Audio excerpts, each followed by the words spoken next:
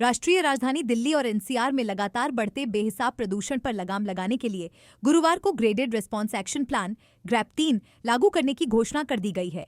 Air quality index AQI 450 के पार पहुंचने से गैस चैम्बर बन चुकी दिल्ली एनसीआर में सांस संबंधी मरीजों की संख्या बढ़ने और धुंध के कारण विमान और ट्रेनों के संचालन में देरी के चलते दिल्ली सरकार द्वारा ये फैसला लिया गया है।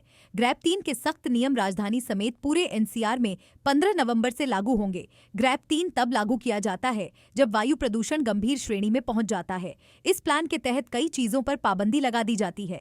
आइए जानते हैं 15 नवंबर से दिल्ली एनसीआर में ग्रैप-3 लागू होने के बाद किन चीजों पर प्रतिबंध लग जाएगा, क्यों और कब लागू किया जाता है GRAP-3। आपको बता दें कि ग्रैप में कुल 4 चरण होते हैं जो मध्यम से लेकर गंभीर प्रदूषण स्तर के अनुसार बढ़ते सख्त उपाय लागू करते हैं। Graded response action plan stage 3 एक वायु प्रदूषण नियंत्रण प्रोटोकॉल है जिसे दिल्ली एनसीआर क्षेत्र में वायु गुणवत्ता में गंभीर गिरावट के दौरान लागू किया जाता है।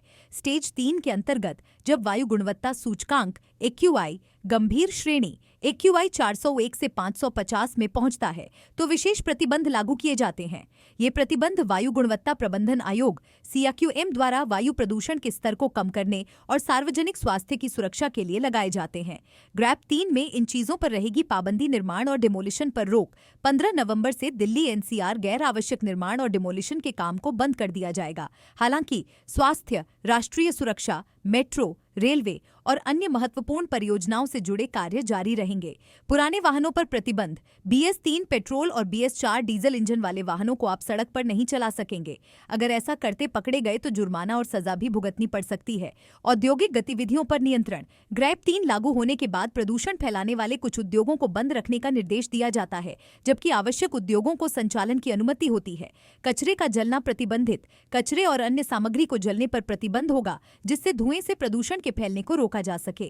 खनन पर रोक ग्रैप-3 लागू होने पर खनन से जुड़ी गतिविधियों पर रोक होती है।